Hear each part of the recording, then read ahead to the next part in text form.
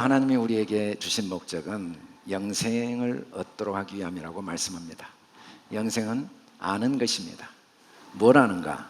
유일하신 참 하나님, 그가 보내신 자 예수 그리스도를. 이때 영생을 얻는다는 건 참되고 영원한 행복을 얻게 되는 것을 의미합니다. 어떻게 하나님을 알 수 있을까요? 여러분들이 저를 보고 계십니다.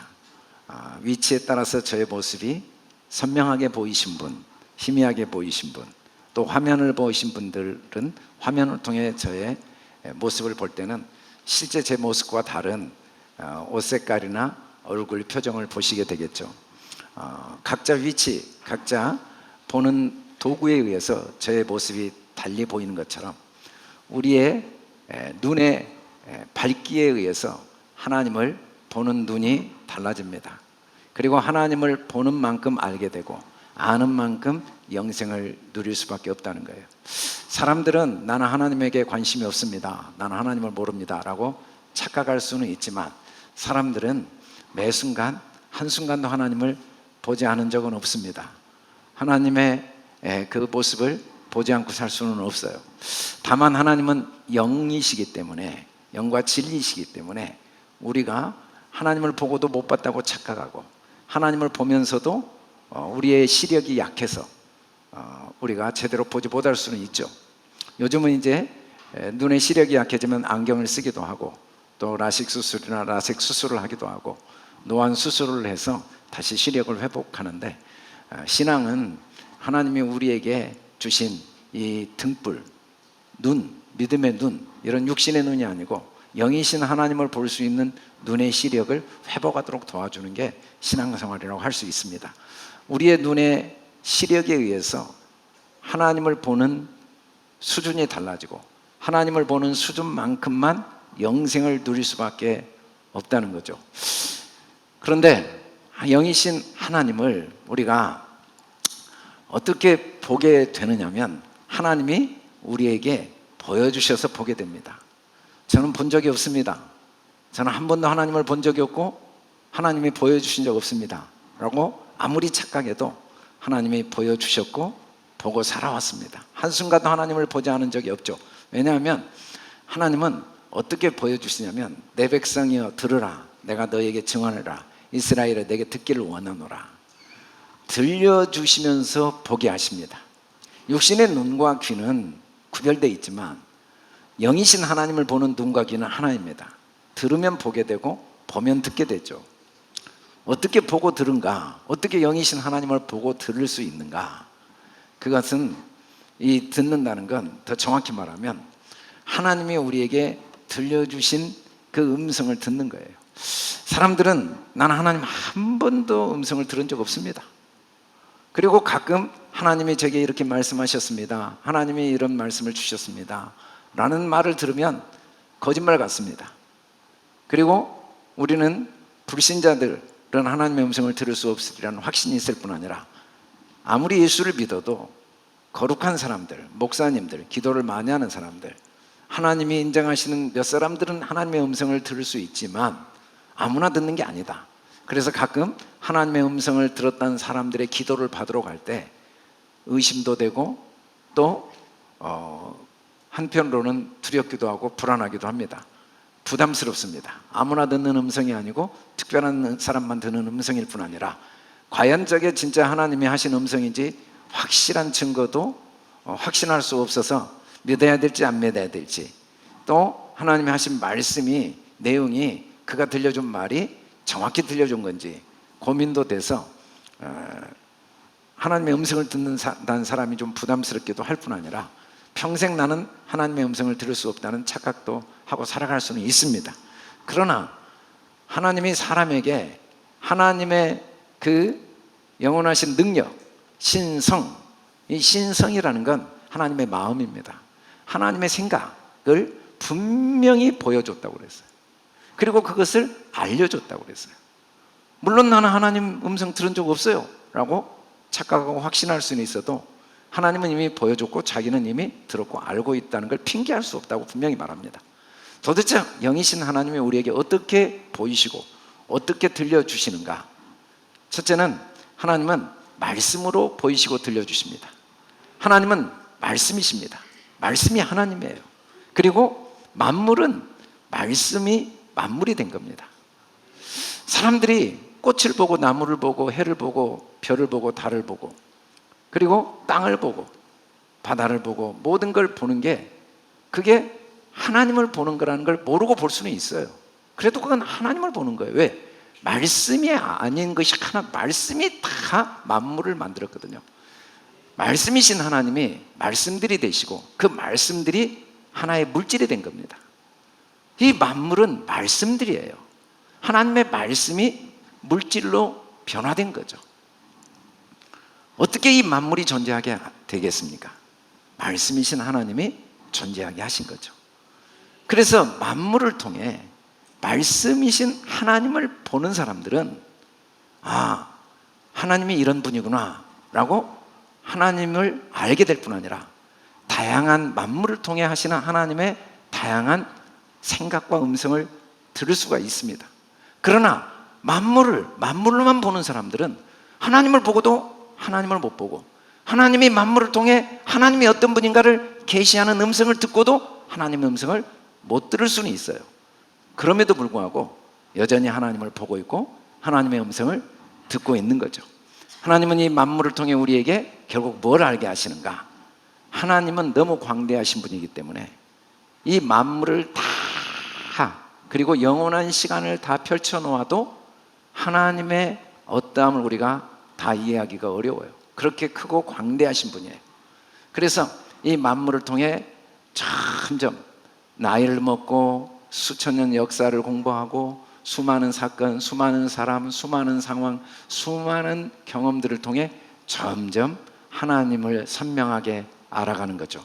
마치 퍼즐이 맞춰지는 것처럼 한 분 하나님, 만유의 아버지이신 하나님, 그 모든 게 결국은 하나의 하나님의 마음, 그 속에 그 하나님의 사랑의 길이와 넓이와 깊이와 높이가 어떠한가를 들어가고 알아가는 게 하나님이 만물을 만드신 목적이죠.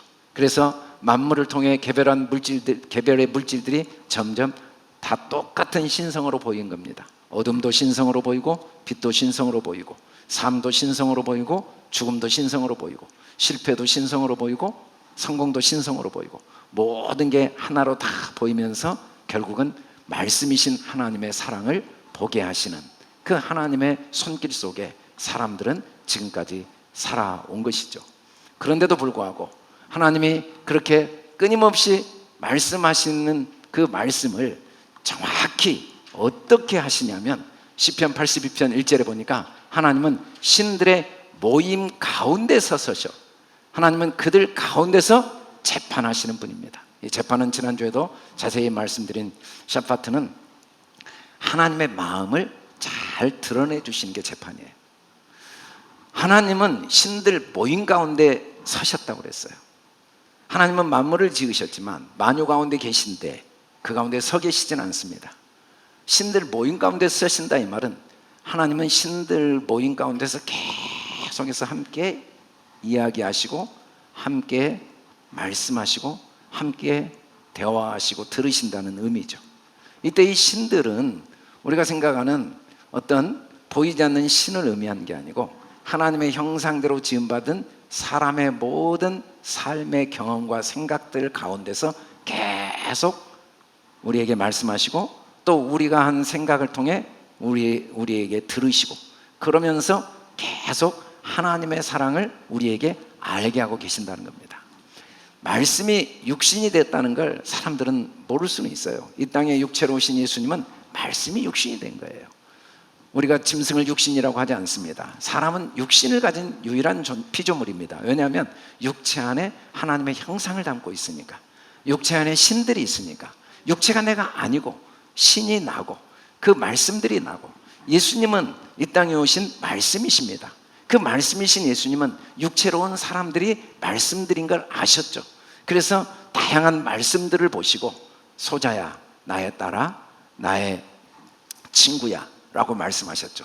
우리는 사람이 육체가 사람이라는 오해와 착각 때문에 내가 말씀인 걸 전혀 모르고 또 그 사람도 말씀인 걸 모르고, 그 말씀은, 그 육체는 병든 육체건 건강한 육체건 지적으로 장애를 가지고 있건 동일한 하나님의 능력과 신성, 동일한 하나님의 말씀드린 걸 모르고 차별하고 구별하고 그리고 비난하고 무시하고 대적할 수는 있어요. 그러나 우리는 분리될 수도 없고 분리된 적도 없는 동일한 말씀들, 머리 대신 하나님의 한 몸을 이룬 지체들입니다. 가끔 스스로 자기 몸을 상하게 하는 사람들이 얼마나 많습니까?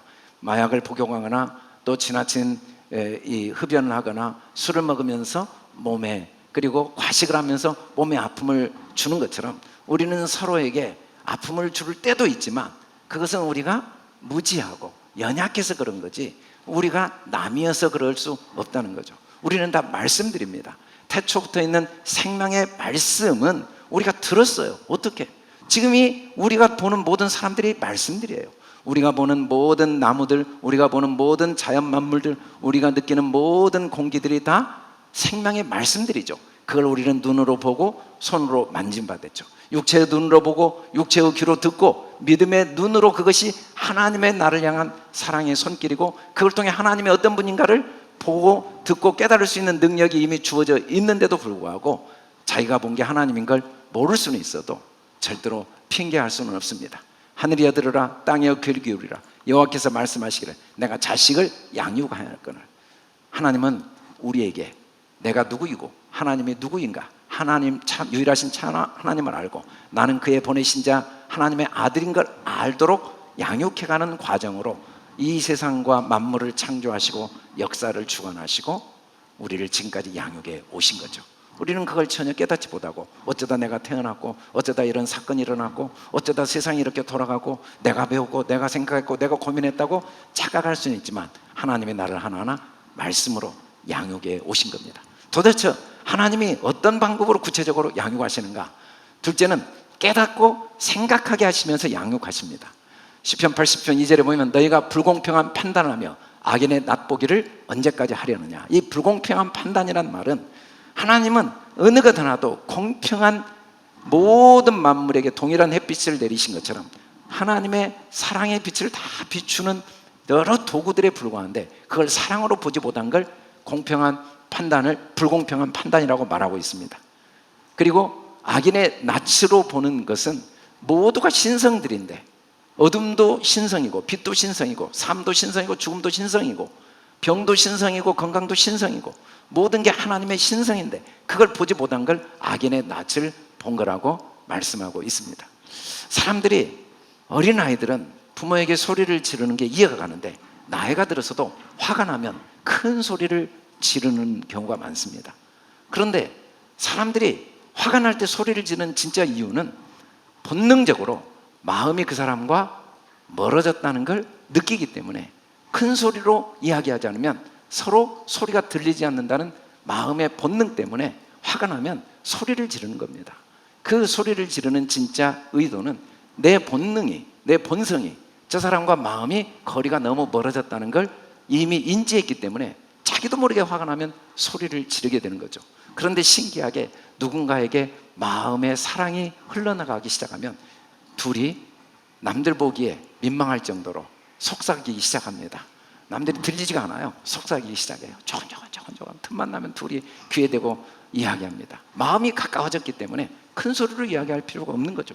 작은 소리로 이야기해도 다 들리는 거예요. 그러다가 정말 시간이 지나고 오랜 시간 함께 하면서 아픔도 함께 겪고 고통도 함께 겪고 이제는 모든 게 다 마음으로 통하게 되면 대화를 하지 않아도 다 그냥 서로 무엇을 말하는지 다 이해가 가고 그 마음의 소리가 들리고 그 분명한 의도가 들려서 말이 필요 없는 관계를 맺게 됩니다.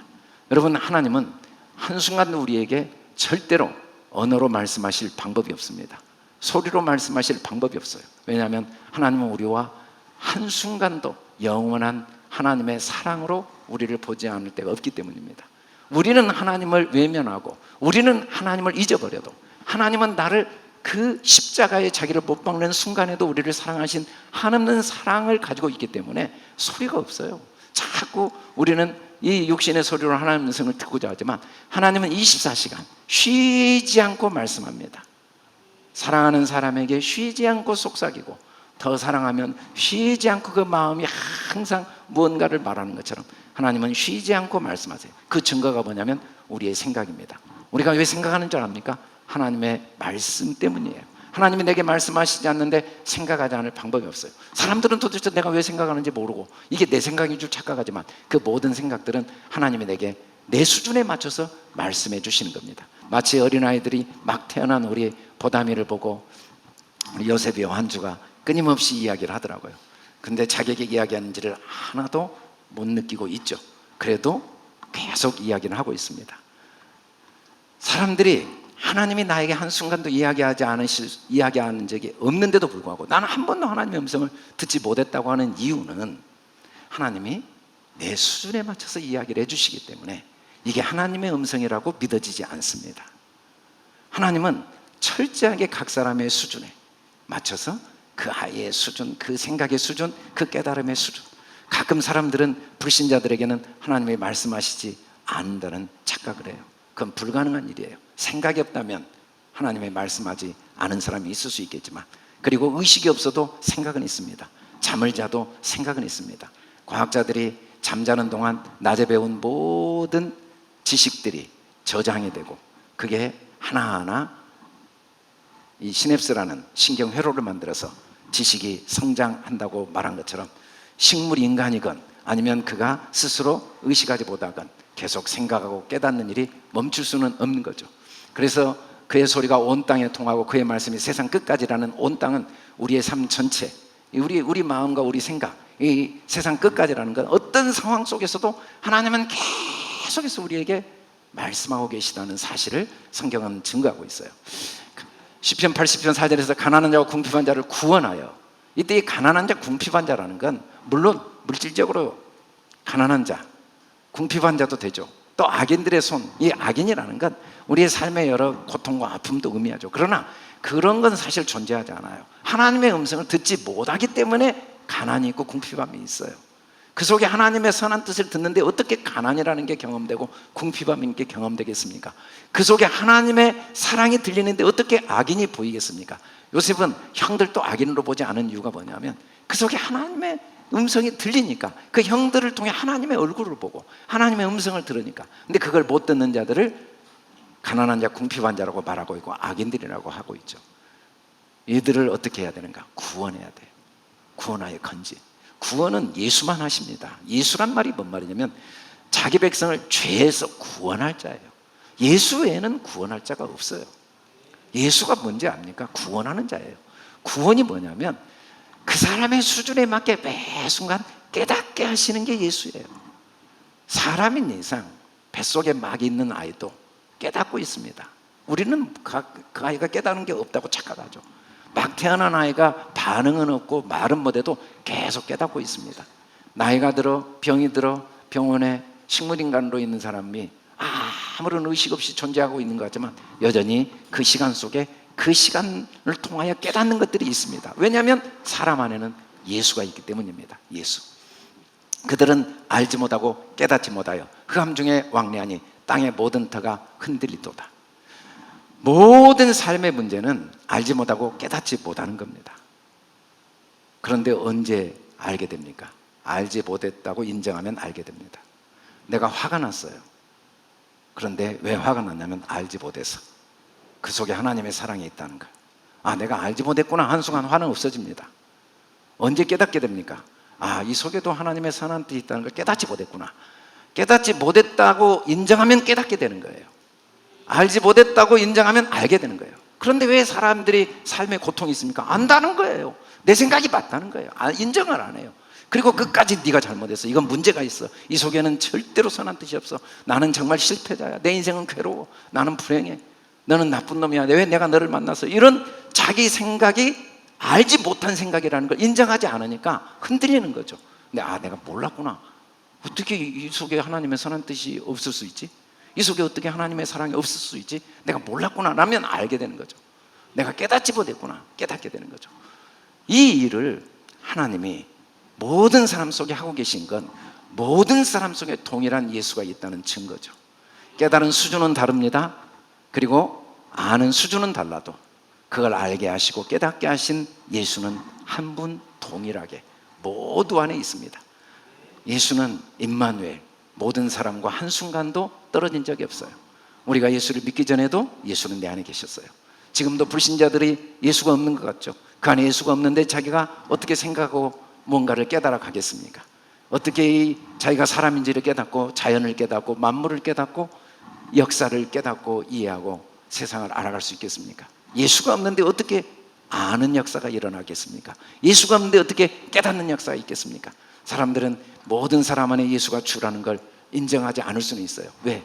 예수는 철저하게 그 사람 수준으로만 깨닫게 하시니까.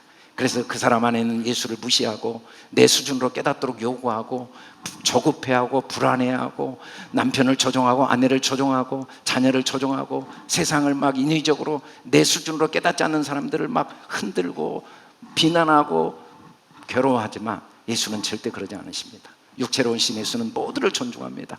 불신자는 불신자대로, 바리새인은 바리새인대로, 대적하는 대적한자대로 그 속에서 그 안에 계신 예수가 그의 수준에 맞게 가장 완벽하게, 가장 선하게, 가장 유익하게 각 사람을 깨닫게 하시는 예수를 믿기에 예수는 모든 사람의 아픔을 아파하면서도 불안해하거나 두려워하지 않으실 수 있었던 거죠. 하나님은 우리가 세상의 많은 문제를 보고 함께 아파하고 함께 눈물을 흘려도 그것 때문에 낙심하거나 절망하거나 불안해하지 않도록 계속 우리를 도우십니다. 왜냐하면 우리는 신들이고 모든 사람들은 신들입니다. 내가 말하기를 너희는 신들이며 다 지존자의 아들들이라. 사람들은 신들이고 지존자의 아들들이기 때문에 우리가 사는 삶은 절대적인 완전한 길입니다. 어떤 길이 옳은 길이 있다고 수없이 역사와 세상은 우리를 속입니다. 이 길이 옳은 길이야, 이 길로 가야 돼, 너는 잘못된 길이야, 너는 틀린 길이야, 이 길만이 옳은 길이야. 아닙니다. 고속도로도 길이고 샛길도 길이고 오솔길도 길이고 사막길도 길이고 골짜기길도 길입니다. 바닷길도 길이고 하늘길도 길이고 그 길은 다 나름대로 역할과 의미가 있습니다. 자기가 살아온 길이 하나님의 아들들로서 신들로서 살아온 하나님의 완전하신 절대적인 의미와 뜻이 있다는 걸 믿지 못해서 항상 비교하고 경쟁하고 불안해하고 두려워하고 막막해하고 그리고 길들을 끊임없이 판단할 수는 있지만 우리는 신들이기 때문에 우리는 지존자의 아들들이기 때문에 우리가 걸어온 길은 하나님이 각 사람에게 신들로서 걸어오게 한 길이고 우리가 걸어갈 길은 그 자체로 완전한 길입니다. 그 안에는 하나도 변하지 않는 진리가 있습니다. 진리는 변하지 않는 거예요. 여러분, 절대로 변하지 않는다는 건 매 순간 변한다는 걸 의미하고 있습니다. 사람들이 그걸 쉽게 받아들이지 못할 수는 있어요. 그러나 한순간도 변하지 않은 것이 없다는 것만 절대로 변하지 않을 수 있어요. 진리는 절대 변하지 않는다는 건 한순간도 변하지 않은 순간이 없다는 거죠. 우리는 동일한 경험을 할 수가 없습니다. 매 시간 초 단위로 새로운 경험을 하고 새로운 호흡을 하고 우리는 동일한 사람의 이름을 부릅니다. 이강주 목사님. 그러나 그 순간 똑같은 이강주가 아닙니다. 0.1초 사이에 저는 또 다른 이강주고 한순간도 동일한 저는 없습니다. 동일한 아내, 동일한 남편, 동일한 교회, 동일한 세상은 없습니다. 계속 변하죠. 그 변하는 곳에 흐르고 있는 변하지 않는 진리는 절대적인 하나님의 신성과 사랑입니다. 그 속에 하나님의 선한 뜻이 한순간도 그 속에 하나님의 영원한 선한 생명이 담겨있지 않을 수는 없는, 특별히 우리의 삶의 모든 길은 하나님이 진리 가운데 인도하신 생명의 길일 수밖에 없는 거죠. 그러나 너희는 사람처럼 죽으며 고관에 하나같이 넘어지리로다. 우리는 사람이 아니에요. 우리는 신들이에요. 그런데 자꾸 사람이라고 착각해요. 육체가 나라고 생각해요. 우리는 가난한 자가 아니에요. 가난을 경험한 자지. 우리는 병든 자가 아니에요. 우리는 병을 경험한 거지. 우리는 상처받은 자가 아니라고요. 우리는 신들로서 상처를 경험한 거고, 우리는 기쁜 자가 아니에요. 그 기쁨도 지나가 버립니다. 우리는 하나님의 아들들로서 기쁨을 경험하고 있을 뿐이죠. 경험은 그 자체로 절대적인 의미와 가치가 있는데도 불구하고 사람들은 슬픔은 나쁜 것, 기쁨은 좋은 것, 가난은 나쁜 것, 실패는 나쁜 것. 우리는 실패했다고 실패자가 될 수 없는 신들의 아들들이고 우리는 지존자의 아들들로서 그 하나하나의 경험이 우리의 삶의 영광을 선명하게 보게 하는 소중한 도구인 걸 모르고 있는 거죠. 그래서 모든 과정과 순간순간은 그 자체로 목적지입니다. 사람들은 자꾸 목적지를 찾아요. 결혼을 하면, 돈을 좀 벌면, 빚이 없어지면, 그 사람과 화해를 하면, 몸이 좀 나으면.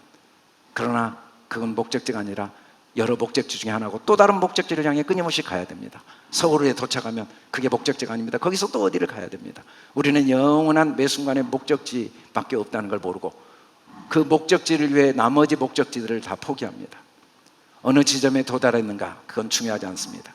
모든 게 목적지니까 그 순간순간을 어떻게 갖는가, 매 순간순간을 어떤 생각, 어떤 마음, 어떤 느낌으로 살았는가가 중요하지, 어디에 도달했는가, 어느 수준에 도달했는가, 어느 위치에 도달했는가는 아무 의미가 없습니다. 그러나 사람들은 자기가 신들인지를 모르고 삶의 모든 순간이 가장 절대적인 의미와 가치를 가진 진리와 생명인 줄 모르고 목적지를 향해 과정을 다 허비해버립니다.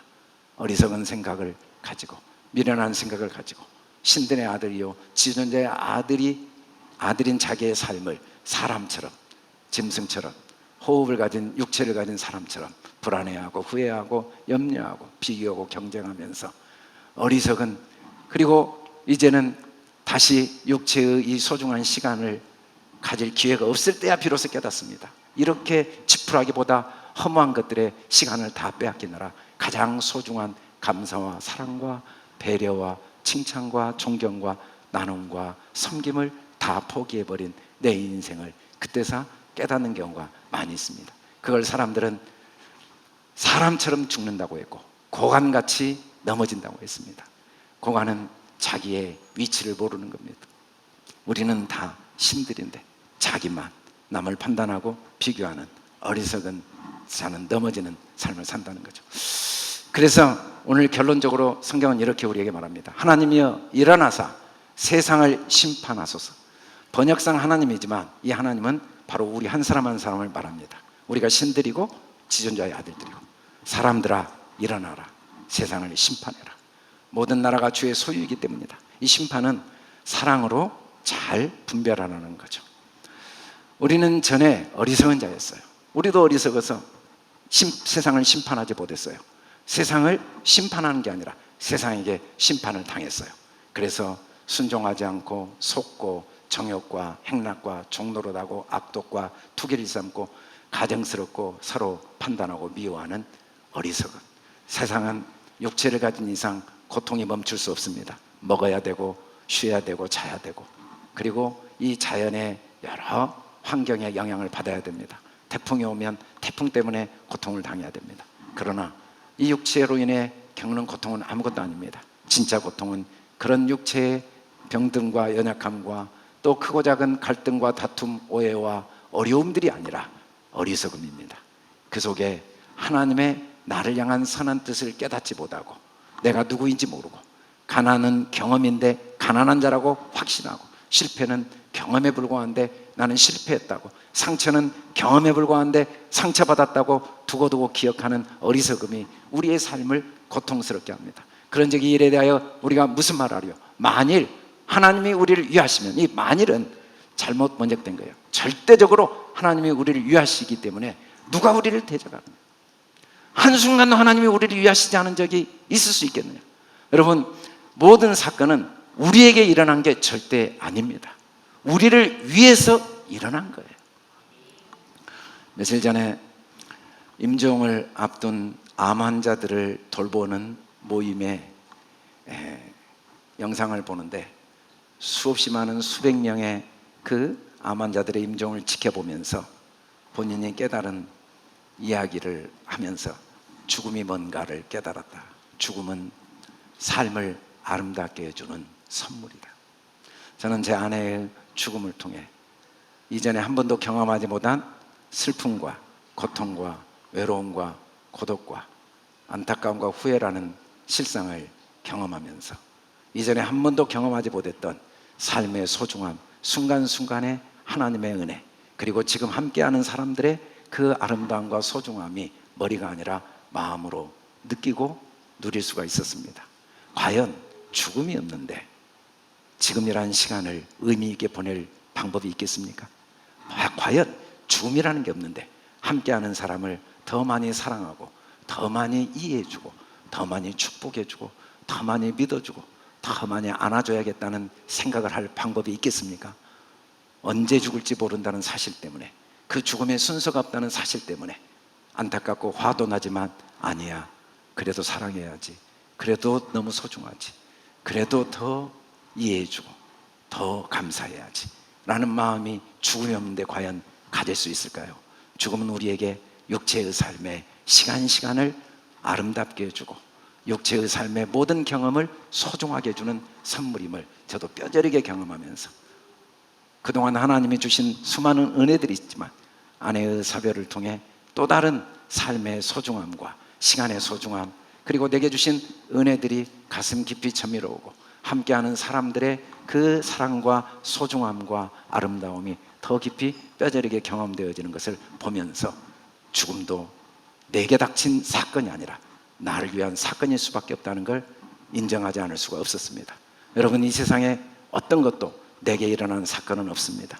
내가 왜 그런 아픔을, 고통을, 그런 억울한 상처를, 오해를 받아야 아닙니다. 나를 위한 상처와 아픔입니다. 요셉은 형들에 의해 노예로 팔려갔지만 자기에게 일어난 억울한 사건이라고 생각하지 않았습니다. 보디발의 아내에 의해서 감옥에 갇혔지만 어쩌다가 일어난 사건으로 보지 않았습니다. 그건 나를 위한 것이다. 나를 위하지 않을 사건은 이 세상에 없다. 지나온 시간 속에 내 삶은 다 나를 위한 것이었다. 내가 경험했던 상처와 아픔과 실패도 어리석음과 죄와 허물도 나를 위한 것이었고 지금은 완벽하게 나에게 가장 좋은 상황이다. 물론 앞으로는 나를 위해 더 좋은 게 예비되어 있기 때문에 아직 육체의 시간이 남아 있다는 것이죠. 그래서 결론적으로 우리는 신들이고 지존자의 아들들입니다. 이 말은 온갖 좋은 은사와 온전한 선물이 다 위로부터 빛들의 아버지께로부터 내려오나니 그는 변함도 없으시고 회전하는 그림자도 없으시니라. 좋은 은사입니다. 온전한 선물입니다. 하나님은 완전하시지만 우리는 온전하게 돼야 됩니다. 온전이라는 건 완전을 하나하나 경험해가는 과정입니다. 여호와를 앙망하는 자는 독수리가 날개를 치고 올라감 같을 것이라고 했습니다. 우리는 매 순간 독수리가 날개를 치고 하늘을 올라가는 삶을 사는 신들이고 지존자들입니다. 그런데도 우리가 왜 날지 못할까요? 과거의 상처, 미래의 염려는 날개에 매단 돌과 같습니다. 제가 이 컵을 들고 물을 마시는 일은 어렵지 않습니다. 그러나 이걸 10분 동안 들고 있으면 팔이 아픕니다. 만일에 이걸 1시간 들고 있으면 고통스럽습니다. 이걸 하루 들고 있으면 저는 몸에 병이 올 겁니다. 여러분이 경험했던 상처와 아픔의 크기는 중요하지 않습니다. 그걸 얼마나 오래 들고 있느냐의 문제입니다. 어릴 때부터 받았던 상처들, 지난날의 아픔들, 실패들, 아직도 그걸 들고 있기 때문에 오늘이라는 시간을 다 빼앗겨 버립니다. 여러분의 미래에 대한 염려와 두려움의 크기는 중요하지 않습니다. 그걸 얼마나 오랫동안 생각하고 있느냐입니다. 그래서 우리는 다 신들이고 지존자의 아들들로 독수리 날개를 갖고 매 순간 말할 수 없는 감격과 감동으로 살아갈 모든 능력이 주어졌는데도 의미 없는 시간, 무가치한 시간, 무감각한 시간, 허무한 시간, 공허한 삶을 매일 사는 이유는 우리의 능력 때문이 아니고 환경 때문이 아니고 우리에게 하나님이 주신 날개에 주렁주렁 달려있는 수많은 작은 돌들이 끊어지지 않았기 때문입니다. 하나님은 우리의 고통을 통해, 우리의 그 답답함과 무감감을 통해, 우리의 그 알 수 없는 허무함을 통해 분노와 가난함과 억울함과 열등감과 상처를 통해 계속해서 내가 달고 있는 돌의 줄을 끊어버리기를 원하십니다. 네가 아직도 달고 있는 작은 돌들이지만 끊어내. 너는 지존자야. 다 그게 은사였어. 그게 다 선물이야. 너를 위해서 내가 준 소중한 은사야. 어둠이 없이 어떻게 빛을 알고, 죽음이 없이 어떻게 삶을 알고, 밤이 없이 어떻게 낮을 알겠니? 하나도 너를 위하지 않는 것이 없고, 그게 하나도 은사가 아닐 수 없고, 그게 온전한 선물이 아닐 수 없다는 걸 인정하도록 우리를 매 순간 도우시는 시간이, 우리가 느끼는 답답함, 우리가 느끼는 어리석음, 우리가 경험하는 공허함과 무기력함, 상처와 아픔들을 느끼게 하시는 그 느낌은 또 다른 하나님의 우리를 향한 말씀이고 우리를 가르치시고 알게 하시는 하나님의 사랑의 선물입니다. 결론적으로 그러므로 하나님의 뜻대로 고난을 받는 자들은 또한 선을 행하는 가운데 그 영혼을 미쁘신 창조주께 의탁할지어다. 하나님은 변함없습니다. 하나님은 미쁘십니다. 하나님은 우리를 한순간도 신들로 보시지 않은 적이 없습니다. 하나님은 단 한순간도 우리를 지존자 아들로 대하시지 않은 적이 없습니다. 하나님은 한순간도 우리에게 좋은 은사를 주시지 않은 적이 없습니다. 하나님은 한순간도 우리에게 온전한 선물을 주시지 않은 적이 없습니다. 다만 우리의 믿음의 눈이 열리지 않아서, 우리의 귀가 열리지 않아서 하나님의 선물로 들리지 않고 보이지 않는 어리석음 때문에 우리는 그 날개에 매단 무거운 돌들 때문에, 작은 모래알들이 하나하나 쌓여서 현실의 삶 속에 하나도 의미 없는 욕심과 거짓과 위선과 비교와 판단과 불안과 두려움과 염려 속에 오늘 할 수 있는 소중한 일들, 사랑하고 축복하고 감사하고 섬기고 함께 격려하고 나눌 수 있는 시간을 놓쳐버리는 우리의 어리석음들을 하나님은 오늘 또 그 고난을 통해 미쁘신 하나님께 온전히 의탁함으로 오늘보다, 어제보다 오늘 더 자유롭고 더 평안하고 더 감사하고 더 기뻐하고 더 사랑하고 더 격려하는 삶을 살도록 도우시는 그 은혜가 한순간도 미쁘신 하나님의 은혜로 여기까지 우리에게 베풀어지지 않은 적이 없습니다. 특별히 명절을 앞둔 이 한 주, 이 은혜 안에 여러분들이 더 눈이 열리고 귀가 열리는 복된 한 주가 되기를 주님의 이름으로 축원합니다. 우리 다 같이 일어나 선포하고 찬양하겠습니다. 할렐루야. 시작. 온 땅에 그리스도의 향기를, 천국을 경험하고 천국을 전파하자. 참 하나님과 예수 그리스도를 알자. 진리의 말씀으로 마음이 풍성하자. 복음의 제사장으로 세우시는 하나님, 너희는 신들이며 나의 지존자의 아들들이라. 나도 전도왕이다. 주야로 말씀을 읊조리자.